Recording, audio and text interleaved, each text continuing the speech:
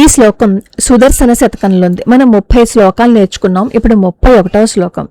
ఇది మహావిష్ణువు యొక్క చక్రాయుధమైన సుదర్శన చక్రం యొక్క వైభవాన్ని, ముఖ్యంగా దాని అంచుని వర్ణిస్తుంది.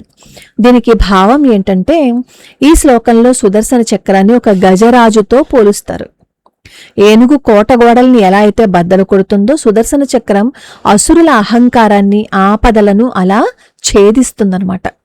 చక్రం తిరుగుతున్నప్పుడు ఆ వేగానికి నక్షత్రాలు ఒక మాలలా కనిపిస్తాయిట. ఏనుగు మదజలాన్ని స్రవించినట్లుగా సుదర్శన చక్రం శత్రువుల గర్వాన్ని అణిచివేసే తీక్ష్ణతను కలిగి ఉంటుంది. అటువంటి శుభప్రదమైన సుదర్శన చక్రం యొక్క అంచు మన మనోవృత్తులను, అంటే ఆలోచనలని వశం చేసుకుని మనకి సన్మతిని, రక్షణని ప్రసాదించుగాక అని దీని అర్థం. దీన్ని నిత్యం పఠించటం వల్ల ప్రయోజనాలు ఏంటంటే, భయ నివారణ, శత్రువుల నుంచి లేదా తెలియని శక్తుల నుంచి కలిగే భయాన్ని పోగొడుతుంది. మానసిక ప్రశాంతత, అంటే చిత్తవృత్తిం వసయతు అని మనకి చివరిలో వస్తుంది ఈ శ్లోకంలో. అంటే మనసును అదుపులో ఉంచి అనవసరమైన ఆందోళనని తొలగిస్తుందన్నమాట. అలాగే ఆపదలలో రక్షణని ఇస్తుంది. ఎటువంటి అడ్డంకినైనా ఛేదించగలుగుతారు సుదర్శనుడు. మన చుట్టూ ఉన్న కష్టాలను కూడా తొలగిస్తాడు అని మనకి శ్లోకంలో చెప్తున్నారు.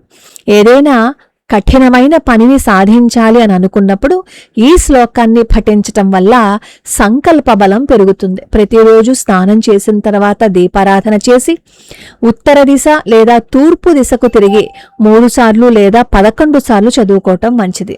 ఇది పిల్లలకి ఏకాగ్రతని పెంచుతుందనమాట. అంటే మనస్సుని ఒకే చోట నిలిపేలా చేస్తుంది. విద్యార్థులు చక్కగా చదువుకునేలాగా అవకాశాన్ని కల్పిస్తుందనమాట. అలాగే పీడకలలు వచ్చే వాళ్ళకి కూడా ఈ శ్లోకం రక్షణ కవచంలా పనిచేస్తుంది. న్యాయపరమైన చిక్కుల్లో ఉన్నవాళ్ళు లేదా శత్రువుల వల్ల ఇబ్బంది పడేవారు ఈ శ్లోకాన్ని నమ్మకంతో పఠిస్తే అనుకూల ఫలితాలు వస్తాయని పెద్దల మాట.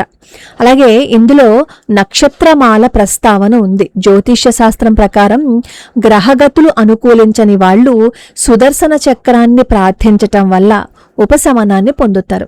మనం ఈ శ్లోకాన్ని పఠించేటప్పుడు మనసులో సుదర్శన చక్రం మధ్యలో ఉన్న శ్రీ మహావిష్ణువును లేదా వెనకవైపు ఉన్న నరసింహస్వామి వారిని తలుచుకుంటూ చదివితే ఫలితం ఇంకా త్వరగా వస్తుంది.